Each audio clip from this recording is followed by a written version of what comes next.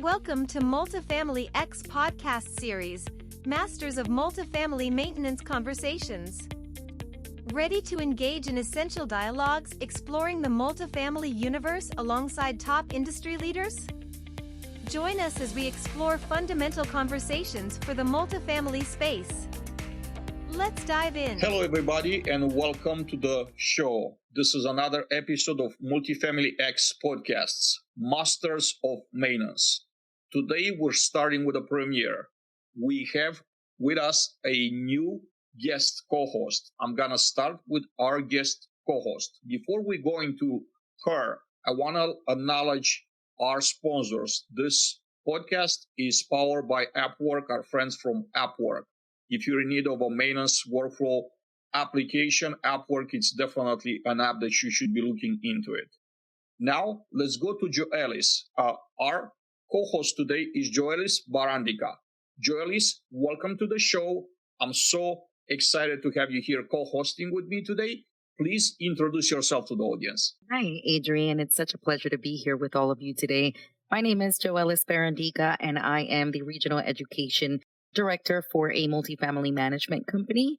And I'm also the founder of Latinas in Property Management. I've been in the industry for about 15 years now in different roles. And I have to say that I'm super excited to be here today because we're going to have one of the most important conversations we will have in multifamily, and that's speaking about maintenance. So I can't wait to introduce our guest and get these conversations going. You know what? I'm going to let you do the honors, but why don't you introduce our guest for today? It really is my honor to introduce Chad Moulin. He is the Vice President of Facilities. And Chad, let us know a little bit about yourself. Well, thank you, Joelis. Thank you, Adrian. I'm excited to be here. A little bit about myself. To tell you the truth, I'm homegrown multifamily. I started in multifamily when I was 18, so I'm about to enter I hate to say this, my 30th year. I started out as a groundskeeper, and I steadily worked my way up to my current position. I, too, also have not only my VP of facilities, but I also have my own business where I do educational sessions for apartment associations across the United States. You could say, I really feel that I'm that multifamily maintenance geek. The things that excite me don't excite you, the normal person.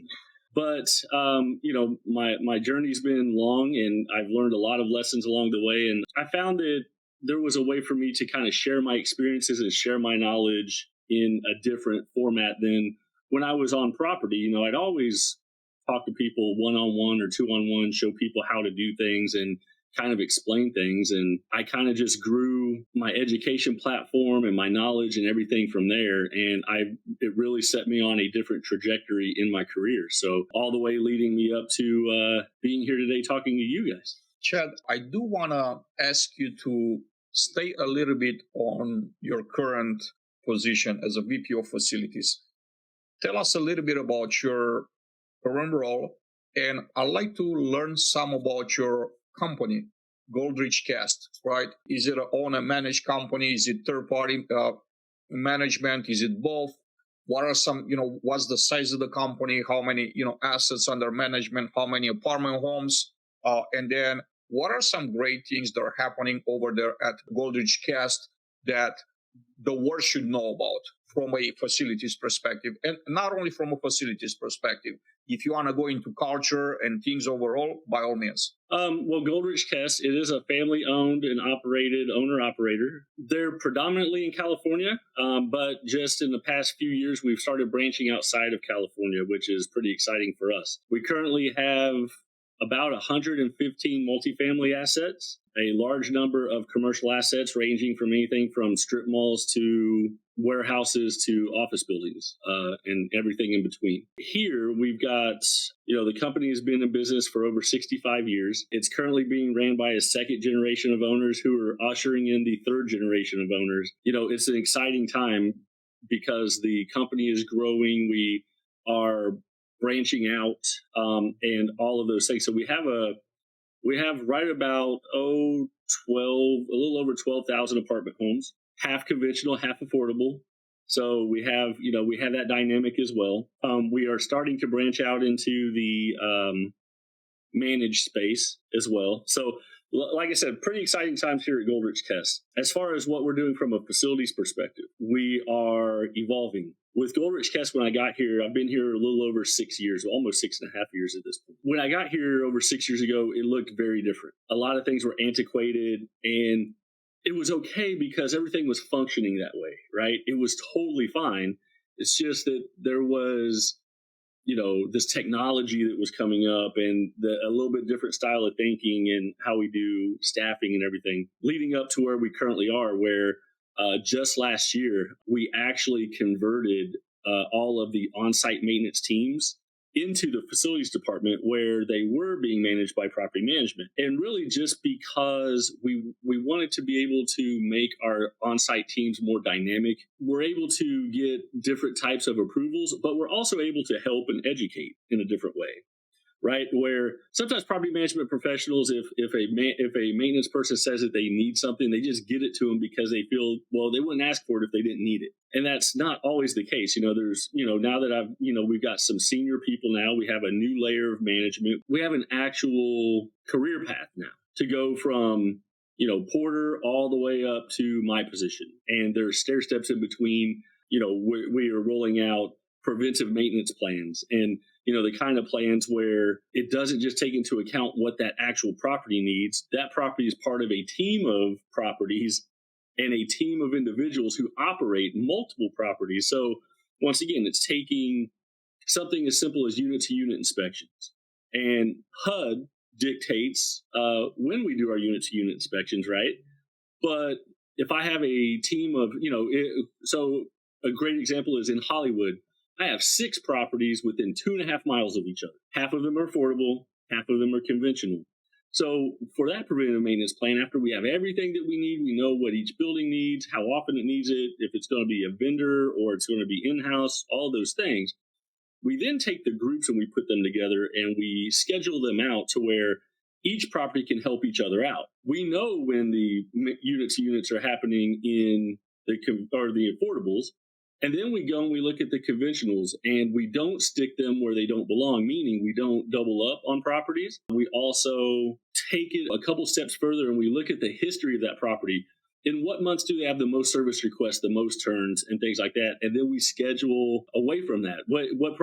Historically, what months do they have the least amount of turns and the least amount of service requests? And then we fill that time with preventative maintenance items. What we're doing here, and once again, we're evolving as a maintenance team to where not only do we handle, everything here used to be very siloed, very bifurcated, meaning affordable only did affordable and conventional only did a conventional. I mean, when I got here, literally, I had 3 properties that shared property lines. 2 of them were conventional, 1 was affordable, and they didn't help each other. It was that level. We found a lot of great efficiencies, and we're doing things. It's almost like tearing it down to a certain level, rebuilding that foundation and building it back up. So that is exactly what we're doing here. Exciting. I'm going to have some follow-up questions about how you structure everything in facilities, but I'm going to turn it over to Joelis to ask her next question for now. Chad, you said so many key words that mean so much to me, from education, training, working on various types of properties. I wanted to ask you this. Since you've worked on these various types of properties, and it seems from luxury apartments all the way to commercial spaces, I'm assuming you've encountered some diverse challenges and maybe even resident demographics.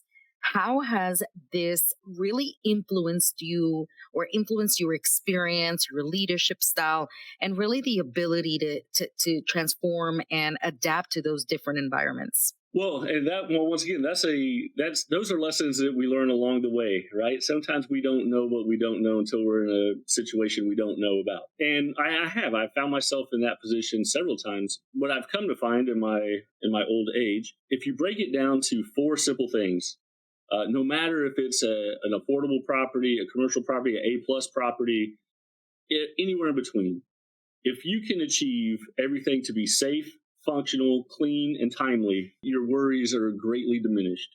And it's that simple. What I found out along the way, because, once again, we have maintenance mentor programs, right?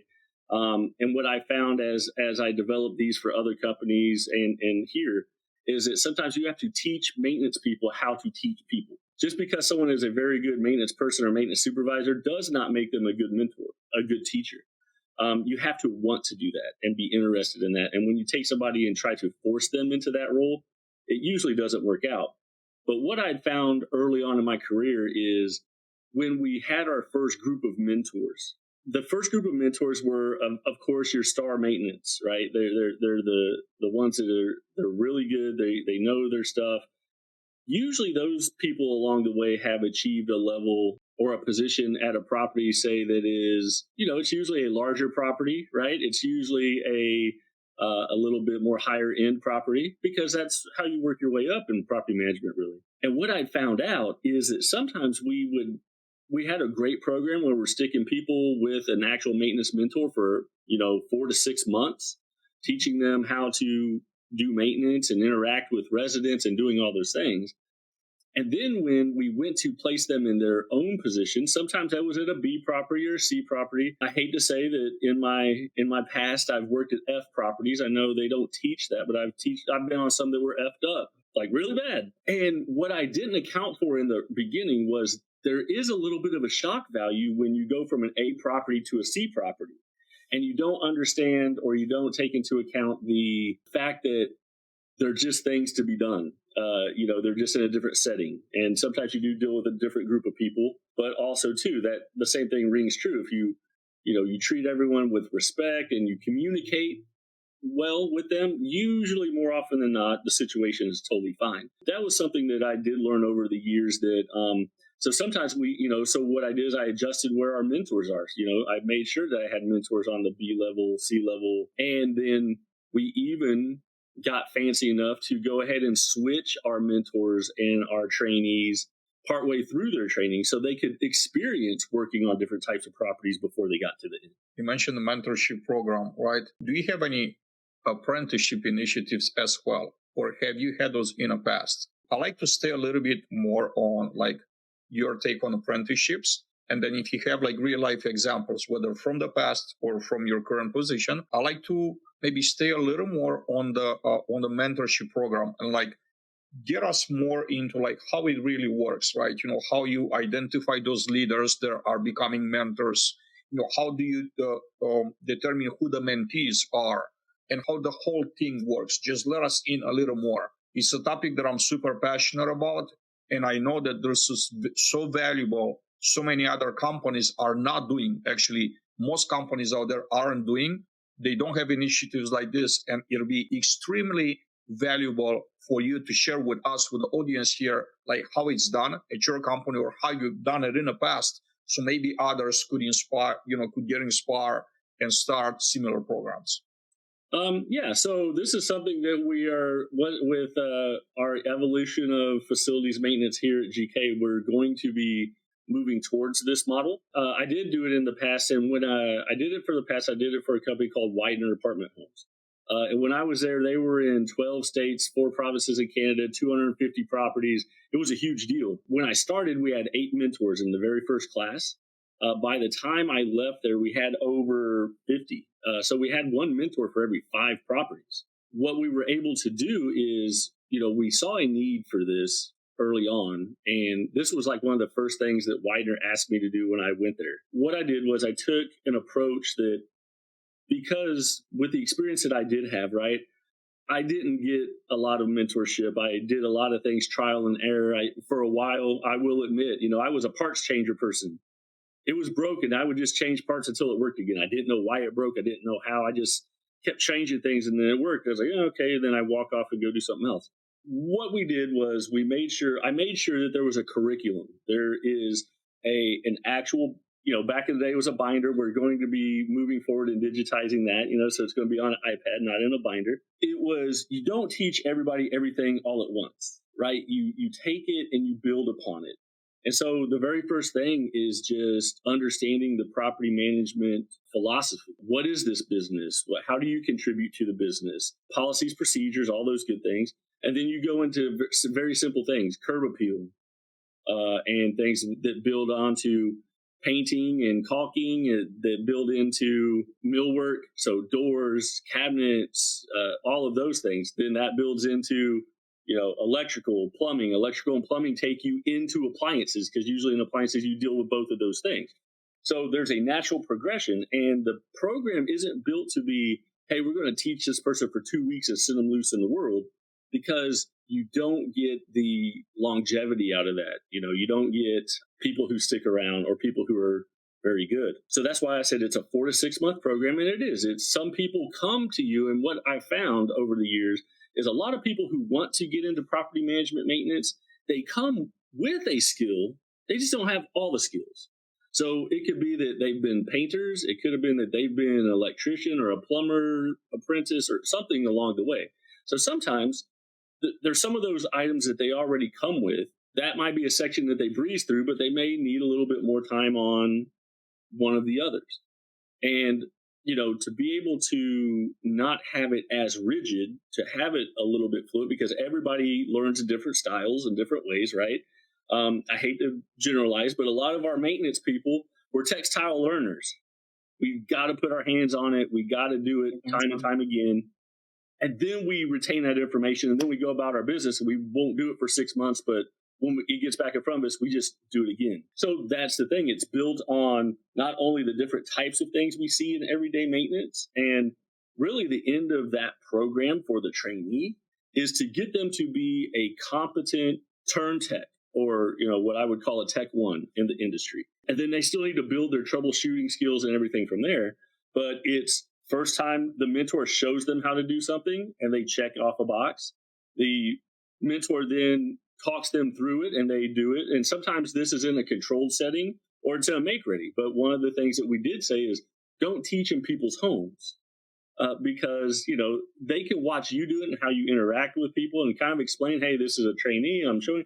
Don't teach in people's homes, because it's not a good place to learn. It evolves all the way up to where the mentor actually watches the trainee do it and do it with confidence. Then they sign off on it. And then once they sign off on that type of skill, so let's say it's something like changing a garbage disposal. The rule is that the maintenance mentor and the trainee are at the same property and essentially almost hip to hip, but not all the time. Because once, especially later on, I'd say in probably the second half of their education, they start getting skills that they are good at. And you can trust them to go do those types of service requests. And so those are the type of service requests you give them, and you kind of, for lack of a better word, I say you kick them out of the nest a little bit. Hey, you've seen me do this several times. You can do this. Go grab the keys, get the service request, and go do it. And if you have any issues, call me. There's that natural progression that not all of us in our industry get. So that is why I built that up that way. But I realized in the beginning, just like I said earlier, you have to identify people that you believe would be a good mentor, but you don't tell them this is what you're going to do. You come and you ask them, hey, would you be interested in doing this, this, and this? And if they say no, that's totally okay. But if they say yes, those are the people that you bring in. It was a week-long session in the beginning with the mentors when they came in, because we just went over the curriculum, but really we talked about how the teacher needs to know their student and pick up on signs that, because we all learn different ways. There are people who can pick up an instruction manual and read it and execute it, boom. And then there are people, like I said, a lot of us are textile learners. We have to do it a few times. But once you learn in the beginning what type of learner you have, you play to their strengths, don't play to yours.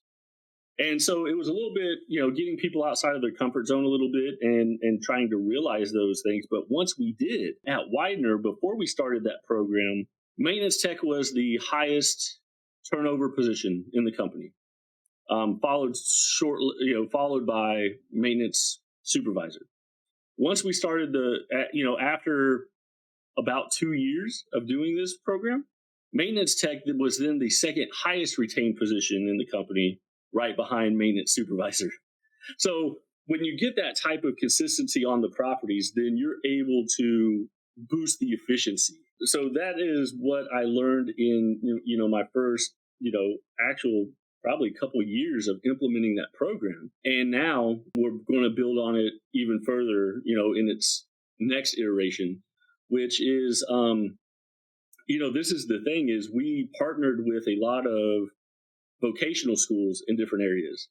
And I went and I would talk to classes before they would come in. And we actually at Widener, we had like an internship program because we would go to like HVAC schools. And to tell you the truth, sometimes these people get into these schools and they think it's going to be awesome. And then they decide, man, I just don't want to do just HVAC, but I'm already here. I might as well finish out. What I did is I combined, hey, we have an apprenticeship program. We're going to pay you X amount of dollars for X amount of hours. Usually it was a 20-hour a week because they're still finishing up their school, right? But what we did to satisfy their school's credentials or rules, the school said that they need to work on HVAC 50% of the time. Great. Guess who got to do all the preventative maintenance for the HVAC? Cleaning the coils, changing the filters, checking the temperatures and pressures. Yeah, and it was a good way for them to learn. But then the other half of the time that they were there, they were in make-readies. They saw our business. And then at the end, if we, they gave us an opportunity. I say it was an extended test drive. It was a test drive for both parties. If we thought that they'd be good for us and they were very interested in coming in, we made them an offer and they started out as a maintenance tech and go on up from there. That is a little bit of the difference. I think we look for people from different backgrounds. And then also too, we put the right people in the program. So I found out early on that if somebody comes to you and they have 7 years of maintenance tech experience, this is not the program for them. Because they already have preconceived notions that they know how to do certain things. And even if somebody tells them how to do it differently or another style of doing it, they're not going to adjust. They're not, they don't want to adjust or adapt. But when you bring somebody in and they understand that their job from the beginning is learning how to do this, then that is a much easier transition, or it's a much easier road for them and for the mentors. The program was very heavy on promoting from within, taking those, groundskeepers or porters and putting them into this program because, they start helping out in make-readies here and there, and they start doing some light maintenance here and there. And once again, it's the natural progression. And my goal, and this is what I would tell it's still what I tell my mentors and my people that I bring in. I remember what my career was like the first 6 months in. And if we can make them so much better their first 6 months in, then that is our goal. To answer the questions before they need to ask them. Because once again, we don't always have the confidence to ask. And depending on what kind of situation you're in, you may ask a question and the way that you were treated may determine if you're going to ask another question or are you just going to be a parts changer for a while. Wow, Chad, it seems that you really have a space that people are heard, they're appreciated, and I really have to commend you and congratulate you for that. Now, I do want to switch gears a little bit because I also want to hear about your company because I think this all ties in together. So if you can tell me, and I want to make sure I get this right, it's Prop Ops, is that correct? Yes. What's the name of your company? Prop Ops? Okay, perfect. Prop Ops, yes. So now Prop Ops, from what I hear, it focuses on bringing a higher standard of training to property management through a maintenance perspective. What motivated you to establish Prop Ops, and what unique insights or methodologies does it offer to our industry professionals? As a lot of things, sometimes it's blind luck that you get into a certain space or a certain niche. I was lucky enough to have a regional manager who, in Kansas City, where I'm originally from, she was actually the president of the AAKC. Her name was Lenora Carpenter. And I was, a maintenance tech / maintenance manager. I kind of went with her to a couple different companies, so there was that familiarity there. But Lenora always made us go to these Apartment Association of Kansas City things. And I'm like, I got to go to this thing and I got to go to that thing. But then when I started really paying attention, I saw that it was beneficial and I could take some things that maybe were not necessarily meant to be in the maintenance space and apply them to the maintenance space. So that was starting to be exciting for me. It just so happens back in the day when I went through it, the NAAEI had their AIT program, their Advanced Instructor Trainer program. And I saw it was in Kansas City that year. And so I asked Debbie, the executive at AAKC, she's still there. And I said, Debbie, can I do this? She said, oh, no, I'm sorry, you can't. I was like, well, why? And she's like, this has been booked for 6 months. It's, she told me about the whole thing. And I was like, oh, okay, I just went. A few weeks later, I got a call from Debbie. It says, Chad, I don't believe this. This never happens. Somebody had to cancel. And I talked to NAA, and they said that you could go for free. So I called Lenora, and of course, her being, the president at that time, she was just right at the former president, I believe. She was all for it. She let me go to the training. Went through the training with Rich George and Doug Chasik and Sue Weston. It was an experience that I'd never had, and I did well. At least that's what I was told. I didn't know if I was doing well or not, but that's what I was told. And part of that training, if some of you, you've been through it, a number of people have been through it. They ask you to give back to your local association, right? So I put together a preventative maintenance class. I told Debbie, I was like, Debbie, I'll do 2 classes for you, one in the morning, one in the afternoon. So, you can split it up. It was total volunteer basis. Debbie was through my class in the morning, and about, a third of the way through, she got up and she left. I was like, oh man, is this going bad? Or, I don't know. I was very insecure at the time. And when I got done, I went into Debbie's office and she sat down and she told me, she's like, Chad, this is what you need to do. I've seen other people do this, and you're probably on their level, or at the very least on the level of some people that I know that they've made this their career. And she goes, you need to get your own website. You need to start marketing. And yeah, I started out as doing little regional things, and then it kind of just grew. And even though I don't market myself heavily, I've got some associations that they call me pretty regularly. I submit only a handful of things a year because I don't train, I don't go every week or every, for NAA, I presented to NAA 5 out of the last 6 years, so I do that, and I always go. And when I decided to make this part of what I do, I remember being the guy in the class who was looking up at someone telling me how to do my job that had never done my job. And it wasn't realistic. And it wasn't, so once again, a lot of us, if we're put in that situation, will tune out. Sharing your experience and people knowing that, hey, I have done that. I have shoveled snow. I have emptied out doggy pot stations. I've done those things, and I understand those things.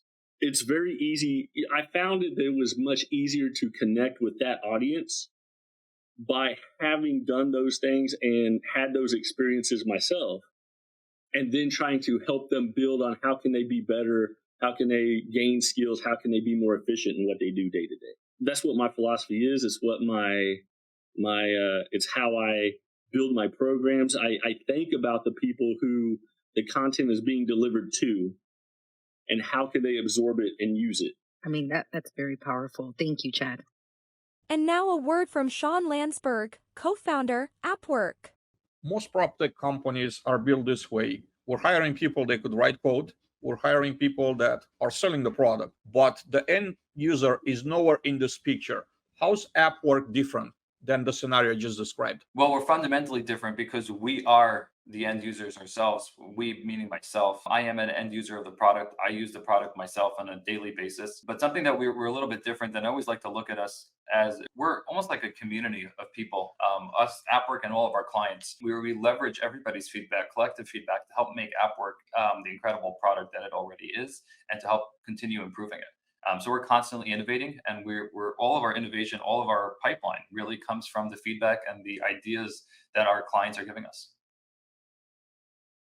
I do want to go back to the mentoring program. You said something that for me, it's one of the most powerful things that I've heard in the recent years. I always said that blanket training is not effective. Like, making a training program and push it down the throat of everybody in a department, in a maintenance department, is like highly inefficient. It's not working. And then I got, a lot of counter arguments, and people saying, well, I guess at the end of the day, it's like the convenient thing, right? It's just checking a box. Mm-hmm. And everybody kind of goes with this flow, right? And nobody really wants to take the time and see, okay, we think that this is what our employees should know, but are we really taking the time to ask them, like, what would they like to do? It appears like, it's exactly what you did. So first of all, I wanted to hear, like, was this something that came from you? Was it like in a company culture when you got there, you basically were just a part of it, right? And secondly, in your personal opinion, right, and professional opinion, like how much more effort or how much better is it like doing personalized training, like listening to what your trainees and mentees wanted to learn versus just telling them like, this is what you got to do, right? Giving them a curriculum and just say, okay, this is what we're going to teach you. Like, what's the benefit of it? And is it like really a lot more work to do, like personalized, than just go with the regular, standard thing for everybody, standard training? I'm super curious about your take on those issues. Adrian, I also want to add this because I think your question is amazing, but how do you also keep up to date with all of this? So how do you keep everyone engaged? I'm on the same boat as Adrian. I want to know. All right. So the answer to all that is yes. And that's the thing. It's no. I do. In a lot of my classes, because sometimes some of the classes I've done over the years, it's not just for maintenance. It's for office or regional people that manage maintenance people, right? So I have a class, maintenance is from Mars, office is from Venus. And I talk about how we communicate differently and what we need to really get our job done. I ask that question all the time. Do you ask your people what they would be interested in learning? We're not, and this is human nature, it's not just maintenance that I've come to find out. Everybody is not very willing to speak up and say, this is what I am not good at. This is what I don't know how to do. If you know your people and you know their skills, you build on it. The thing is from the mentor program, right? So my maintenance mentors, once I had enough of them in certain areas, I had people who were seemingly specialists in some things, right? So they would take, if they had, say they had two maintenance mentees in the area. Well, what we would do is we'd also take, because once we got that program up and started, and I did not really anticipate this, there was a backlash from the people that we already had. There's like, well, you're doing this for all these people, but you're not doing this for all of us. And I was like, oh, wow, people are really starting to be interested in this, right? So how do I bridge that gap? So what we did was, once again, knowing what your people know and knowing what they don't, and putting them in the positions. Like if you have say a maintenance supervisor and he's an HVAC ace, he's changing his own condensers and evaporators and, his air, he's doing it all and does it proficiently and does very well. Why would you send that person to an all-day intermediate HVAC class? They're not going to get anything out of it. They're not going to be engaged. But then sometimes that, for lack of a better word, negativity, it will spread to the people who really do need to go to that and learn. And we're like, this class is BS. Well, yes, for you it is, but for them it's not. So don't let them have that opportunity to do that. Like, put them into an advanced class or put them into something else. But what we found out is especially when we got into the, say, appliance repair, because that's where a lot of us struggle. Well, I found that, hey, we had in some areas, we had a space where we had a small training center. Other places, we'd have a very large property. It had a lot of storage space where we would, utilize like an extra garage or something. I always knew that it's not a good idea to put 30 people in a room and show them one refrigerator. It doesn't make sense. But if you could put, say, 3, 4, 5 people in a very intimate setting and take that appliance apart and talk about each part. This is what this is. This is what this does. When this falters, you can expect this to do this or not do this, or this is what it's going to do. While you are training your mentees in, on refrigerators or dishwashers or whatever else, you're also bringing in some of your current staff. And as soon as they go through it, they see it because they already have some familiarity with it because they've been working in maintenance for quite some time. But man, they didn't know that, this is what a float switch actually does, or this is what a defrost timer actually does. We are starting to have to make that change. We're changing where the dishwashers now have motherboards instead of timers, but you have to evolve a little bit. But the cool thing about this is the philosophy is much the same. What does it do? What does it not do in these situations and things like that? And then taking it a step further, while you're doing all this, you have some properties that are unique. A downtown property in Los Angeles is much different than a garden style community in San Diego, right? So sometimes you even need to do specific training at those properties or those types of properties. And you just have to, the biggest thing is being able to make the time to do it and doing it in an efficient manner. So I found that once we started that program and, it was solely focused on the mentors and the mentees, but then we found a way to wrap in our current staff and make it beneficial for them. And, that was the thing is back in the day, you just had to know, oh, this person already went through this before. But now we've got, with technology and a lot of cool stuff that we now have, digital checklists that if they attend a certain type of class, you can check it off and, you don't make the mistake of sending them there twice or those types of things. And, so that is something also that I learned along the way as this type of program has really taken shape and evolved. I hear a lot about changes. What are some key changes you've observed in service operations within the multifamily industry in 2023 compared to previous years? And are there any emerging trends that you think we should be looking at or that we should be aware of? We as maintenance technicians and maintenance people, we have to acknowledge that the world around us is evolving, right?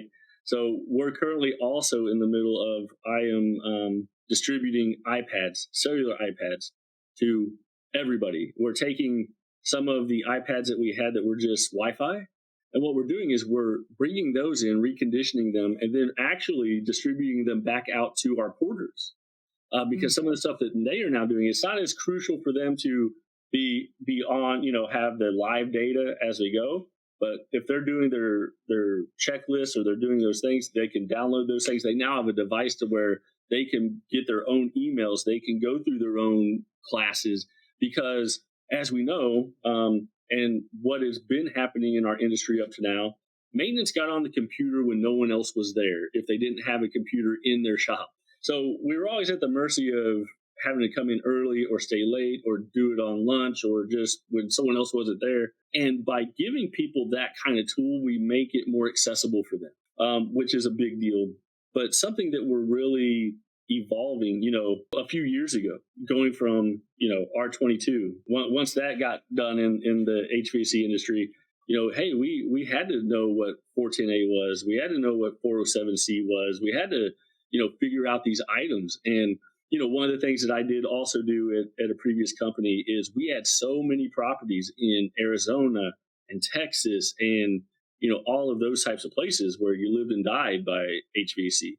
We actually set up a program. I found a company that built a refrigerant recycler, and we were able to clean our own refrigerant because of that in that setting. And this is the knowledge you got to gain from EPA and OSHA and other places. Since all of our properties were owned by the same individual, we could take refrigerant out of units, clean it, put it in recycle bottles, and reintroduce it because they were all owned by the same person. So what we did is we started looking at our smaller properties that the units were aged, we were having a lot of problems. I employed, several individuals, say 3-4 individuals in the Arizona area. And what we did was we took all of the R22 units off of the smaller properties, say 60 units, 80 units, changed them all over to 410A, but we took all that refrigerant and we saved it and we cleaned it and we redistributed it. And every day that it was going up by the pound, well, we had our own supply. Like we literally had huge tanks full of clean refrigerant. That's innovation, Chad. Yeah, the investment in that was probably $70,000. But the return. We saved double that the first year. And, so those are the things that you keep your eyes up on and you have to do the research. But the thing is taking something like that and explaining it. And guess what? There were some people, the same rules applied. We had our people who were very good in the area with HVAC. Those were the people who applied to be on that regional HVAC team. I'm very pro promoting from within. even though now I have a group of people who are HVAC techs and they're doing that, they're doing the replacements and even like the large changeovers, right? They still have that multifamily maintenance core that they know they need to wipe their feet. They know they need to clean up after themselves. They know how to interact with residents, what to say, what not to say. And it just makes that experience, I believe, smoother by training and promoting from within, even when it's almost like going in reverse, right? From where we started. We'll take somebody who has a skill, we give them a bunch of skills, build them up, and then if they're wanting the opportunity, they go back into more of a specialized type field. If you look around and there's no air conditioners to fix or something like that, they can always go to a property and jump into Make Ready and help complete one of those out in a day or things like that.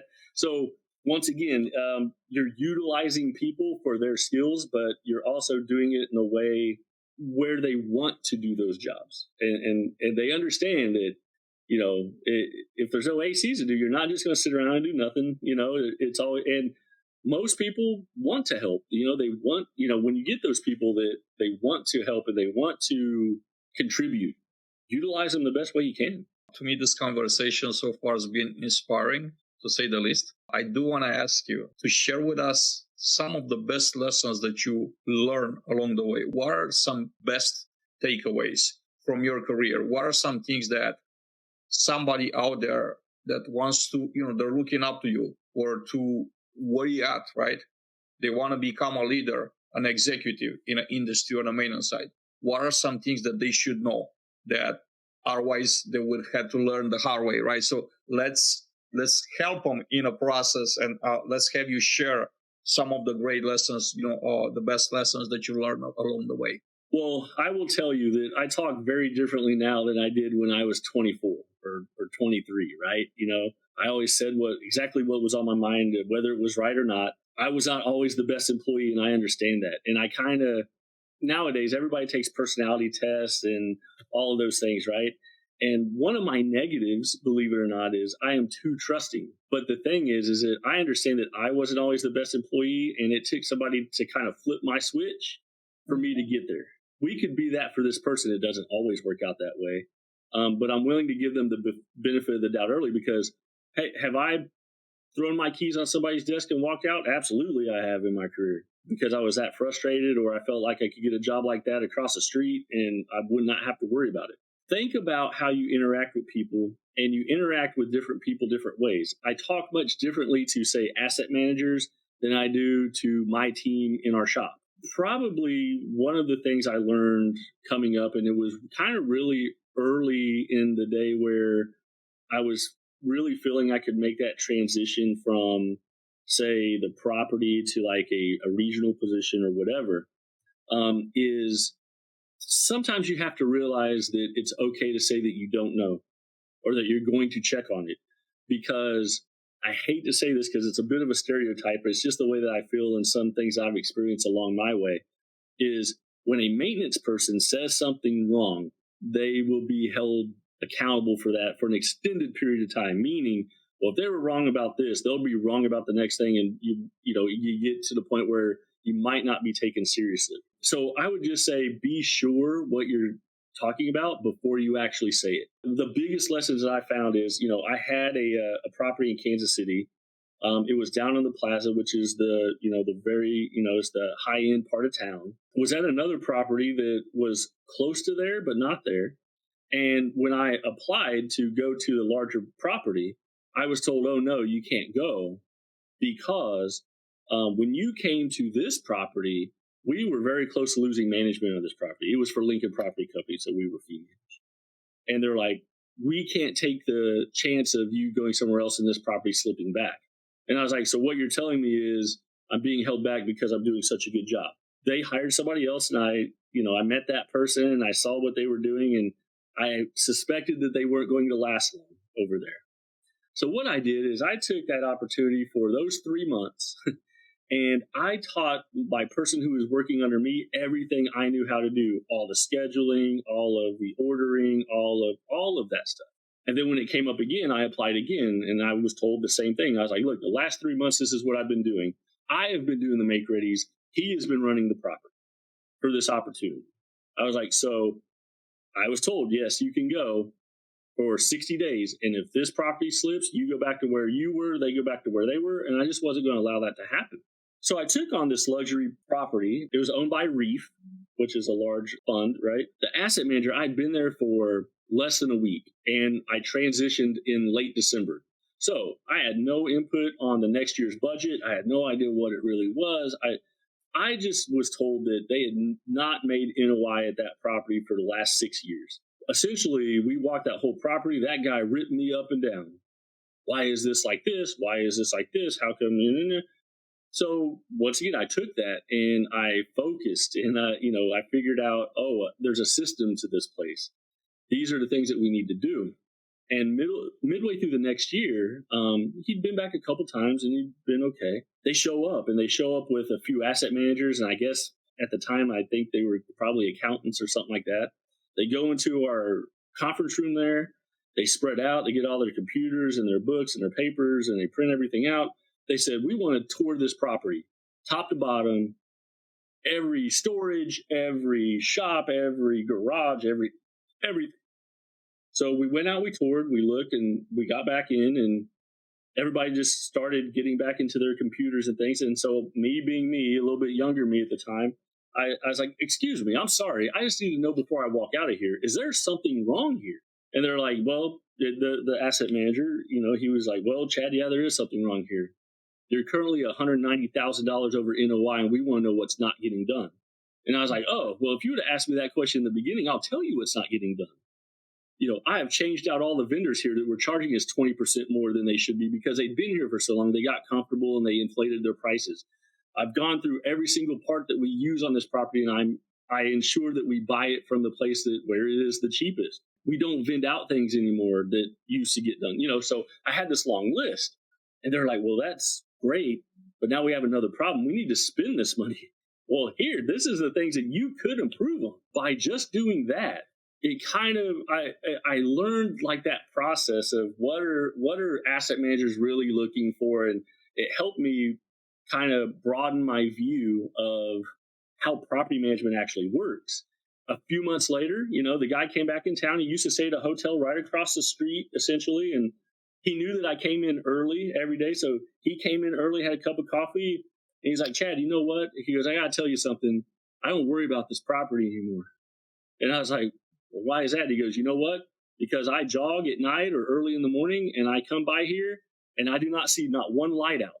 And I know if there's not one light out, that everything else is getting done, knowing that you have to do it a certain way. And I think that one of the biggest things is you have to treat the people who work for you with respect and in a certain way, but you have to be honest.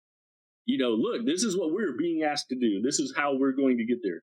And not only do you always just tell them how we're going to get there, I found that most of the time, if I even asked for suggestions or input, I'll get it. And it's all very similar. It may be said in a few different ways, but the end result is always similar. Once you do that, you make them part of the process and part of the fix, and they will be engaged in it. They will own it. They will contribute to it because they were involved in the actual planning of things. Through my career, even in my current position, I still, one of the most awesome things, and one of the things that I never thought of came from a housekeeper. It was her idea. And I was like, oh my gosh, you're right. I was like, let's try that here. And that's another thing too. As long as you're trusted with being able to kind of do these things, you do it in a small environment, you prove it out, you see what's what, and then present your results, and you either move forward with it or you don't. Just in a way of doing things.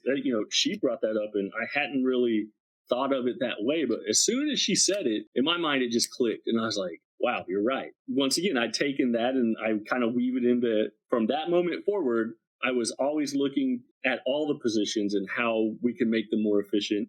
And not only from my own experiences, but I am lucky enough to have the benefit of other people's experiences along the way, and really weave that into what I do going forward. And that's, I think, the most inspiring thing. I mean, I agree with Adrian. This conversation has all the hot topics. You really have given me a lot to think about within my own organization, Chad. So I do have to thank you for that. My last question for you is, how do we get in contact with you? How do we learn more about you, your organization, even your own property? Where's the tea? Where can we get all that info from?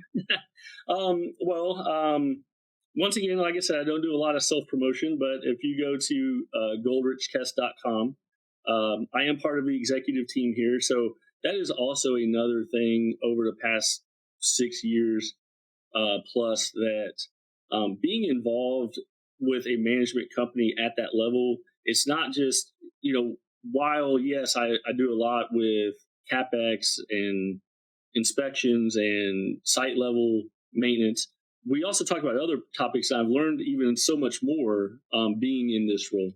But if you go to goldrichkest.com and look up the company's history, somewhere along the line there's a tab somewhere for leadership, and you go on there. I've got a small bio on there. I'm also on LinkedIn, of course.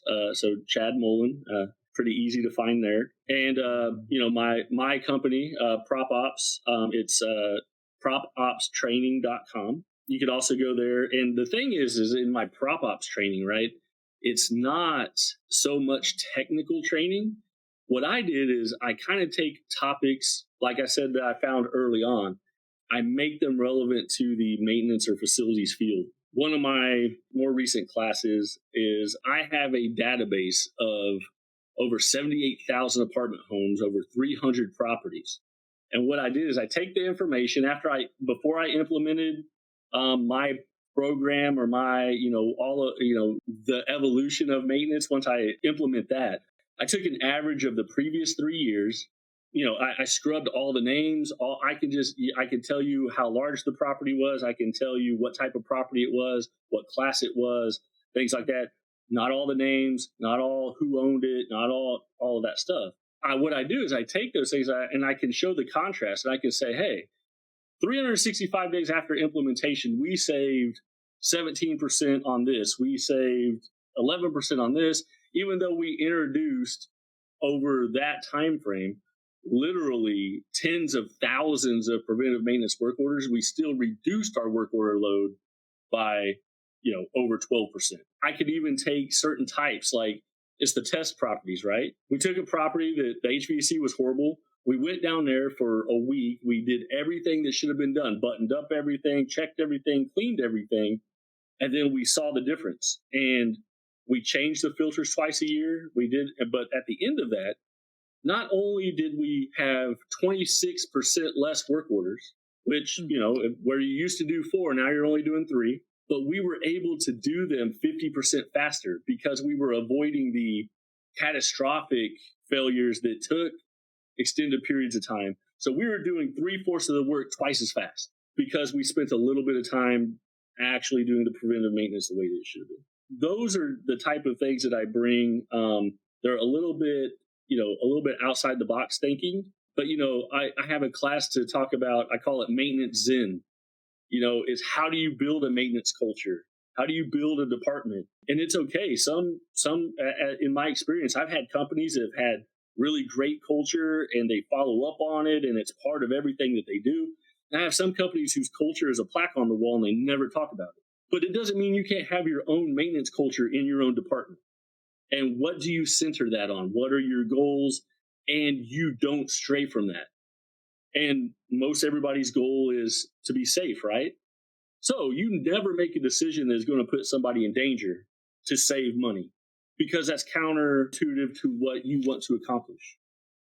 Right. And you have to make those decisions time and time again. And you have to be another thing that I have found, and I'm sure this is true for most people, but especially in maintenance, once you can establish a way of doing things and a methodology, and you can consistently keep that standard, you tweak it along the way. But if you're blowing up what you're doing every 3 months, it's very hard for people to become efficient at their jobs because they're constantly having to learn a new way of doing this or a new order of doing this or a new philosophy of why we do this. That's why we keep it very simple: safe, functional, clean, timely, in that order. Chad, I'm sure we could go on for at least an hour, at least one more hour, but I also, want to be very mindful of your schedule today. Quickly, any final thoughts about the conversation we had today?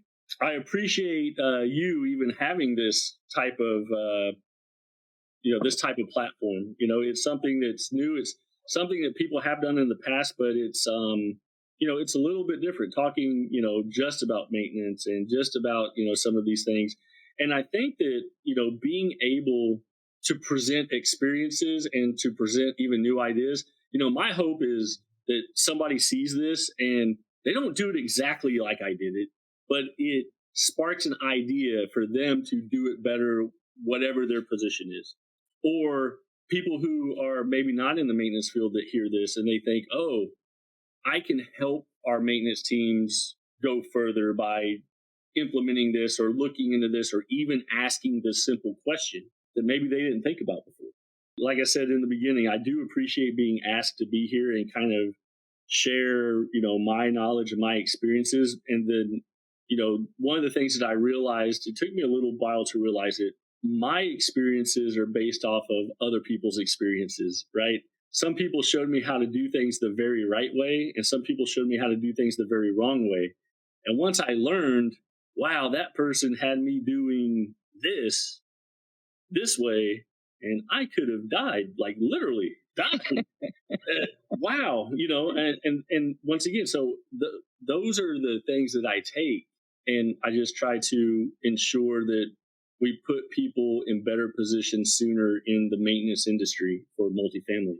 Once again, being able to be here, talk to both of you, being able to share this in this way, I hope that it has a positive effect on at least somebody. Oh, trust me, you sparked an idea or two for me. So you definitely accomplished that mission. It's been an honor to have you here. It's been truly amazing, Chad. In my mind, right, the top of mind, right, for me is how can I get him back in here for a second episode? I got so much more to ask you, so many more questions that we didn't even scratch the surface during the conversation. So I truly hope that we could, you could find a time for us to return to Multifamily X, to Master of Maintenance, and continue this conversation, because it's a conversation like I've never had before. Like really, I'm just completely blown away by, your forthcomingness and also the ideas that I've been like preaching for years. And I never really find a person yet to align with my thinking and my vision as great as you did today during the conversation. So I'm very grateful for you taking the time to be with us today. I do want to turn it to Joelis. And Joelis, any final thoughts about the conversation today? I mean, it really gave me a good sense of understanding of where I need to encourage and enforce different types of trainings within my own department, within my own organization, even within the apartment association, which I belong to and so heavily am involved with. We have a great maintenance program and we're trying to expand that. And I think you brought some great things to the table, Chad. I actually took some notes down, and do not be surprised if I reached out, because much like Adrian said, the conversation is there. And I think the need has shifted and people are more aware of how important maintenance is, how things are changing, and how we have to make them a part of the conversation. I think sometimes, we always think of the forefront, how we have to take care of our regionals, our community managers, but it's very seldom that we think about those maintenance personnel that really work so hard and strive for the rest of us to look so good. So this conversation was enlightening. Like I said, I will be reaching out to you personally. And Adrian, it's always a pleasure to speak to you. Anytime you need me back, you give me a call and I'll be more than happy to co-host with you anytime. Everybody, thank you so much for watching us today. This is Multifamily X Podcasts, Masters of Maintenance. I'm your host, Adrian Danila.